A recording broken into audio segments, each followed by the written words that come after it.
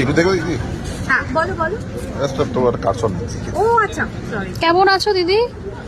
মা আমি তো ভালো থাকাটাকে কম্পালসারি হিসেবে নিয়েছি। ভালো থাকাটা অপশনাল রাখলে দুনিয়া তোমাকে সব রকম চেষ্টা করবে খারাপ রাখতে। একদমই। পুজো তো সামনে, কি প্ল্যান? শপিং কত দূর? দেখো সত্যি কথা বলছি, সারা বছর তো কিছু না কিছু ছেলের জন্য, নিজের জন্য, পরিবারের জন্য কিনতে হয়। আর একটা নিউজ দিতে পারি, সেটা হচ্ছে I am now more into eco friendly fashion.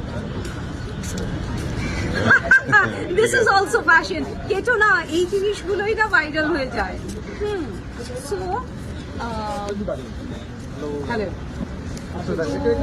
যেটা বলছিলাম, আমি নিজে ভীষণভাবে একটা কটন ফ্রেন্ডলি মানুষ এবং কটন ছাড়া আমি কিছু করি না। এবং আমি ভীষণভাবে ফ্যাশন, নিজের সাজ পোশাকের মধ্যে ভেজিটেবল টাই এই জিনিসগুলোর বরাবরই আমার কাছে প্রাধান্য ছিল। কিন্তু এখন যেটা বেড়েছে সেটা হচ্ছে রিসাইকেল জামা কাপড়, মানে পুরনো জিনিস দিয়েই আমি নতুন জামা কাপড় বানিয়ে নিচ্ছি। এবং আমার একজন